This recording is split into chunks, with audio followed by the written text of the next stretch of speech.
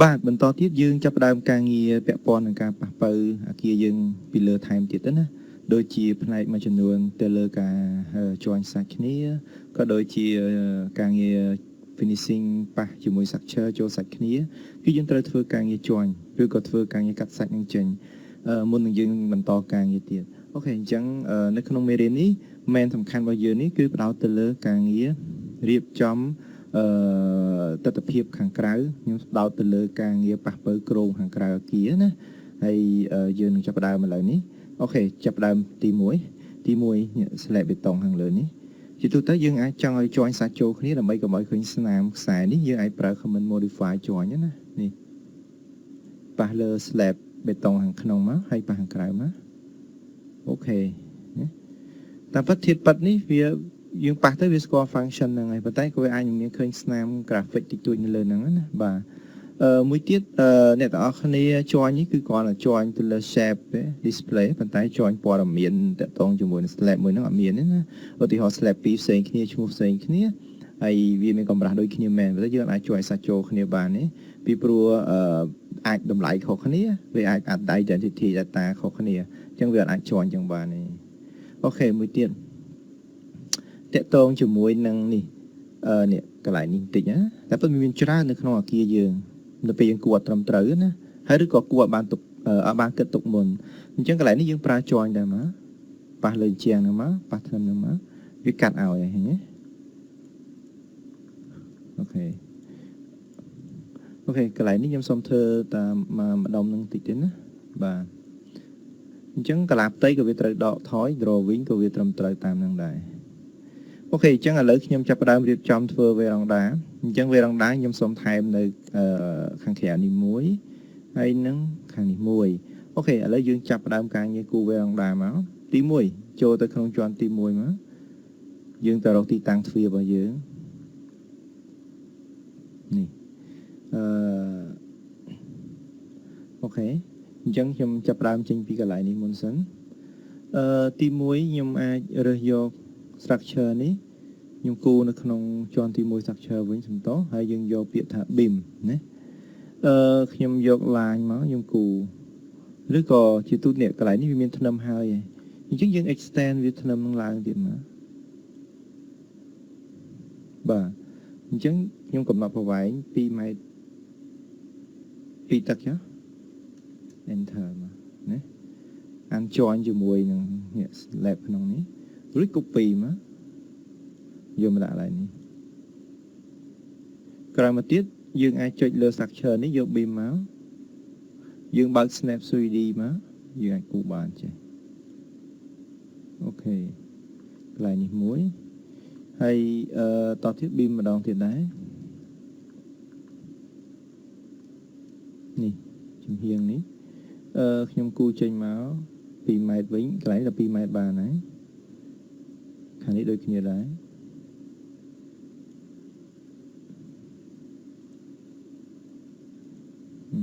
បែបហ្នឹងរួចយើងយក floor ជាប្រភេទ structure មួយមកគូសិនមកជាប្រភេទ S1 ធម្មតាមកខ្ញុំយកតកោណកែងគូចេញពីអាវាភ្ជាប់មកធ្វើអានេះខ្ញុំ finish ខាងនេះម្ដង floor structure ណាវាឡើងមក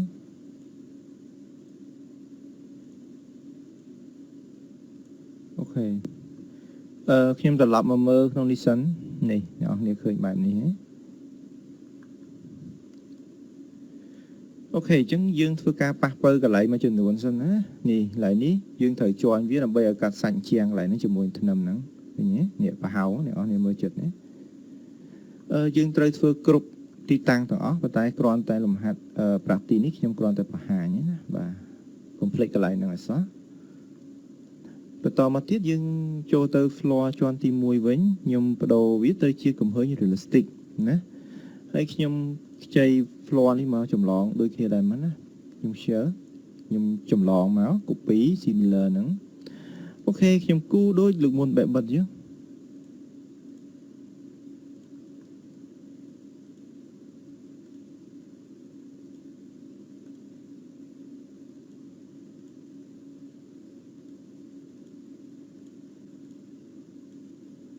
finish ខាងនេះដូចគ្នាដែរយើងវាយ CS ក៏បានដែរ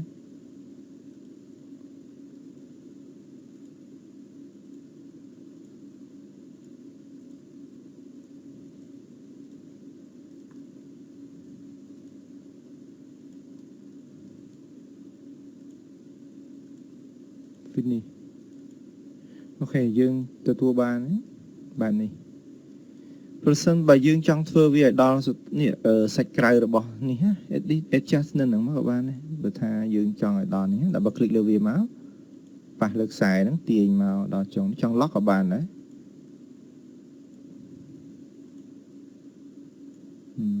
finish មកស្អាតបាទខាងនេះដូចគ្នាដែរ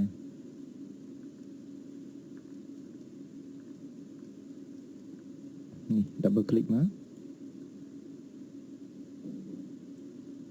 មើលពី top មកចឹង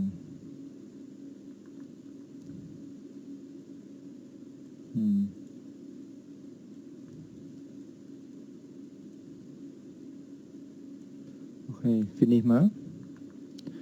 បាទស្អាតផ្លឹងមែនតែនហ្មងអូខេបែបហ្នឹងហើយយើងអាចធ្វើ railing លើនឹងបានហើយអាច copy តាមជាន់ទៅលើបានហើយអូខេដើម្បីកុំឲ្យចាំយូរខ្ញុំចាប់ផ្ដើមទាំងអស់គ្នាមកទៀតមកណាបាទជាន់ទី1ខ្ញុំចុចលើ architect ឥឡូវយើងរៀនអំពីការប្រើប្រាស់ railing ម្ដងនៅក្នុង railing នេះគឺយើងមានប្រភេទ sketch ជាមួយនឹងplace ហ្នឹងគឺយើងចុចយកតែម្ដងចំណែក sketch នេះយើងគូដោយ manual អញ្ចឹងការប្រើប្រាស់ sketch នេះគឺយើងមានប្រភេទ rail 3នៅក្នុងហ្នឹងខ្ញុំ copy រៀបចូលតែ3ទេណាម្នាក់គ្នាចង់បានផ្សេងទៀតហ្នឹងអាច down ចេញពី learning material ឬក៏ website ដែលជាប្រភេទពួក Revit family model ដែលគេ free ណាអញ្ចឹងខ្ញុំចុចកន្លះនេះមកព័ត៌មានលម្អិតតាក់ទងជាមួយនឹង family ទៅលើការ create mode ខ្លួនឯងនេះពិចារណានៅក្នុងមេរៀនតាក់ទងជាមួយនឹង family design អញ្ចឹងយើងមើលហ្នឹងយើងត្រូវជាណានៅក្នុងនេះយើងរៀនពីការតឡើងអញ្ចឹងខ្ញុំអាច click យក game តាមនេះមកយើងគួរ chain វិញល្អជាងខ្ញុំ control Z វិញហ្នឹងហើយអញ្ចឹងទៅខ្ញុំអាចគូវាលើនឹងបានតគ្នាចេះមកហើយខ្ញុំ finish ខ្ញុំមកមើល CD មកនេះ easy មែនតើណាខាងនេះដូចគ្នាដែរវិធីគូដូចគ្នាដែរអញ្ចឹងខ្ញុំអូខេបែបហ្នឹង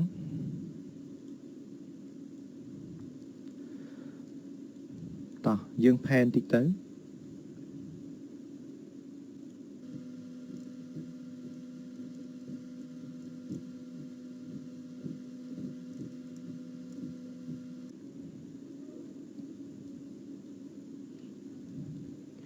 អូខេអញ្ចឹងការងាររបស់យើងបានបញ្ចប់ហើយការងារបង្កើត veranda ដែលមានបង្កាន់ដៃមាន floor មានធ្នឹមមានអី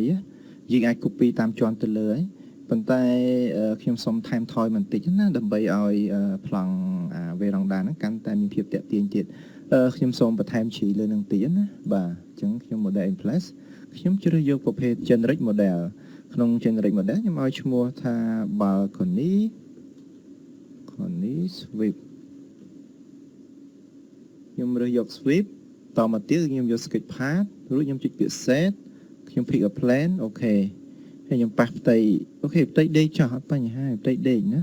ហើយខ្ញុំគូ line ពោះជុំវិញទីតាំងកន្លែង veranda នេះហ្មងអូខេជប់តាមនេះរួចខ្ញុំ tick finish បញ្ចប់ sketch pad បន្តទៅជា profile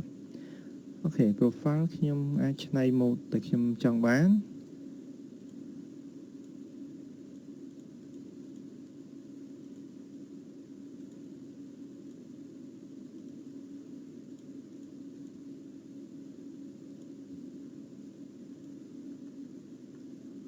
អូខេមកបែបនេះចាប៉ុន្តែខ្ញុំសុំធ្វើឲ្យវាកាន់តែមានភាពតាក់ទាញមួយកម្រិតទៀតចាយើងធ្វើឲ្យវារៀងមាន curve បន្តិចណាហើយយើងភ្ជាប់ line នេះមកក្រោមមកការស្រាច់អូខេយើង finish បញ្ចប់មក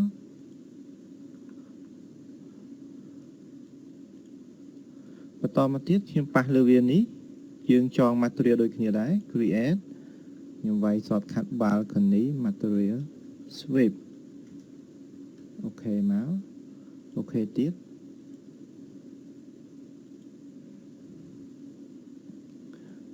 ខ្ញុំប្រើ pen លាបតែម្ដងទៅ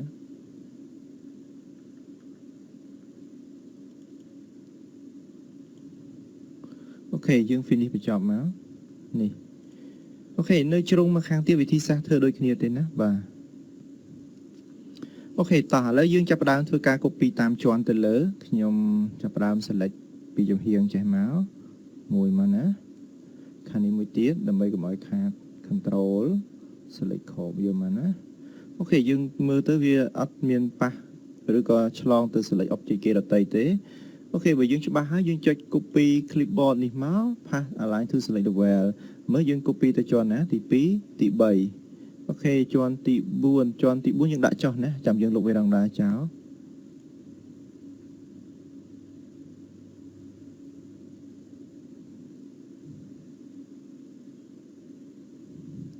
អូខេរួចរាល់ហើយអញ្ចឹងកន្លែងនេះយើងលុបចោលអូខេនេះយើងចង់យើងជួយបំបត្តិវាចោលទៅកុំឲ្យវានៅស្មើនឹងបាត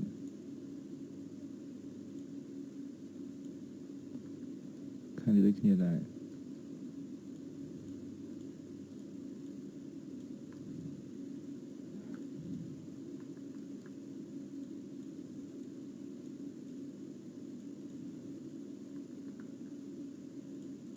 អូខេរួចរាល់យើងទុកខាងលើធ្វើការងារពាក់ព័ន្ធដំបូលខ្លះហើយតារ៉ាខ្លះណាបាទ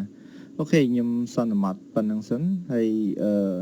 ផ្សេងទៀតខ្ញុំនឹងប្រាប់នឹងប៉ះប៉ូវនៅពេលក្រោយទៀតណាបាទសូមអរគុណ